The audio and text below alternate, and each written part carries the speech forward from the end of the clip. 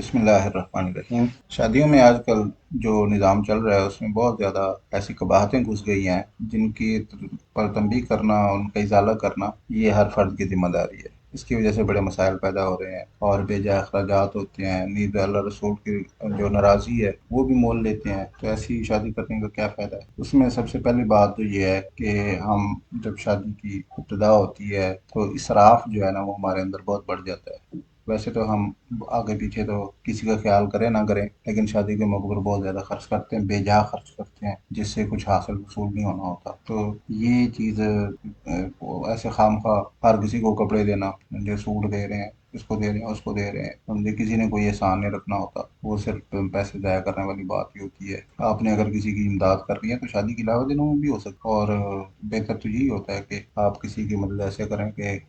آپ کے علاوہ کسی کو پتہ نہ ہو، ایک ہاتھ سے دیں دوسرے ہاتھ کو پتہ نہ چلے۔ دوسری چیز یہ ہے کہ اس میں بے پردگی بہت ہے۔ عام طور پر شادیوں کے موقع پر لوگ جو ہے نا وہ ایسے ہو جاتے ہیں جیسے یہ مکلف ہی نہیں رہے، اور ان پر اللہ تعالیٰ کا قرآن و حدیث کا کوئی حکم لاگو نہیں ہوتا۔ تو جو مرد عورتیں اور خوب پن ٹھن کے سنور کے ایک دوسرے مل رہے ہیں، ہنس رہے ہیں، تصویریں کھینچ رہے ہیں، سیلفیاں بنا رہے ہیں۔ خاص طور پر دلہن جب تیار ہو کے وہاں پہ اسٹیج پہ جاتی ہے تو نامحرم لوگ اس کی جو ہے تصویریں کھینچ رہے ہیں، اور عام طور پر جو شادی حالوں کا عملہ ہوتا ہے، فوٹوگرافر ہوتے ہیں، وہ ایسی آنکھیں پھاڑ پھاڑ کے دلہن کو دیکھ رہے ہو، تو یہ بڑی بے حیائی والی بات ہے، اس سے بچنا چاہیے۔ اور تیسری بات جو ہے وہ ہے موسیقی۔ موسیقی بہت زیادہ ہم استعمال کرتے ہیں۔ دف بجانے کی اجازت ہے، تھوڑا سا اگر کوئی ایک ڈھولکی ٹائپ دف جو ایک طرف سے کھلا ہو، اس کو اگر چھوٹی بچیاں بجائیں اور ایک خوشی کا جو ہے وہ اظہار کریں، اور ایسا ایک خوشی والا منظر لگ رہا ہو کہ ایک کوئی پرمسرت موقع ہے، تو اس میں تو حرج نہیں ہے، لیکن بے تحاشا موسیقی اور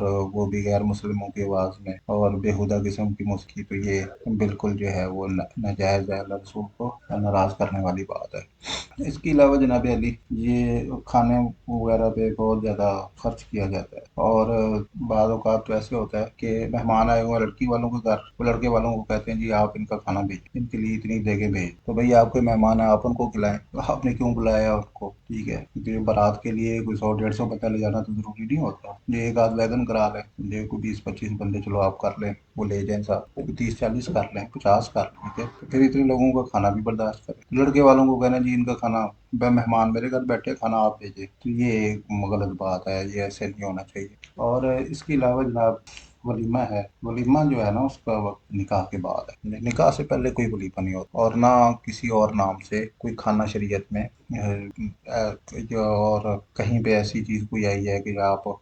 ولیمے کے علاوہ کوئی کھانا، تو ایک ہی کھانا ہے ولیمے کا، اور اس کا وقت جو ہے نکاح کے بعد۔ نکاح سے پہلے ولیمہ جو ہے اس کا کوئی ثبوت نہیں ہے، اگر آپ اس کو ولیمے کے علاوہ کوئی اور نام بھی دے دیتے ہیں تو نام بدلنے سے کسی چیز کی حقیقت نہیں بدلتی، جو چیز ہے وہ اس نے وہی رہنا ہے، آپ اس کو کوئی بھی نام رکھ دیں، نام رکھنے سے کوئی چیز نہیں بدلتی۔ جو لوہا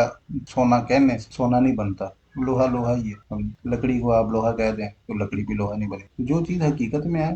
اس کی وہی حقیقت رہنی ہے، اس نے وہی رہنا ہے، نام کے ہیر پھیر سے کوئی چیز نہیں بدلتی۔ تو اگر وہ ولیمہ نہیں ہے پھر وہ ریا کا کھانا ہے، اب ریاکاری کر رہے ہیں لوگوں کو، اور پھر اس کا کیا ہم تعویل کریں۔ اس کے بعد جو ہے وہ ایک نیوتا کی رسم ہے، نیندرا جس کو کہتے ہیں، یہ بڑی کبیر رسم، اور اس کی جو ہر ایک کو پتہ ہے یہ قرض ہے، لکھا جاتا ہے باقاعدہ، اس کے اندراج ہوتا ہے، تو اگر آپ نے قرض دینا ہے تو قرض دینے کا یہ طریقہ، کہتے ہیں جی شادی کے موقع پر چلو جی اس کی کوئی حاجت روائی ہو جاتی ہے، اس کے پاس اگر اتنے پیسے نہیں ہیں تو ایک باعزت طریقے سے یہ قرض کی شکل ہے، چلو اس کا وقتی طور پر مسئلہ حل۔ تو قرض اگر دینا ہے تو پھر شادی سے پہلے دے،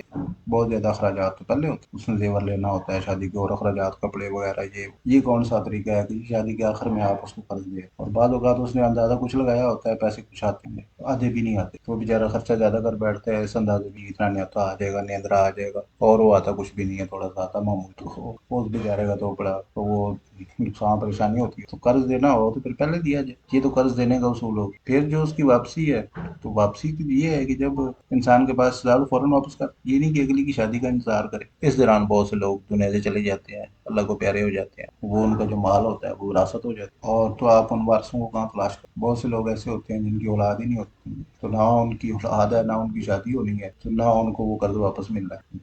اور کچھ لوگوں کے بچے بڑے چھوٹے ہوتے ہیں، آپ نے جب اس کو واپس کرنا ہو تو پیسے کی ویلیو ختم ہو چکی ہونی ہے، 20 سال 25 سال بعد اس کے بچے بڑے ہوں، اس کی شادی ہو، آپ اس کو نیندرا واپس کرنے جائیں، 500 کا 500 دے جائیں،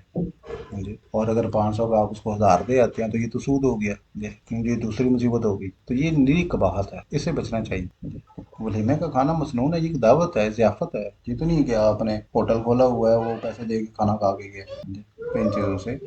بچیں، اللہ تعالیٰ ہمیں صحیح سمجھنے کی، اس پر عمل کرنے کی توفیق عطا فرمائے۔ وآخر دعوانا الحمد للہ رب العالمین۔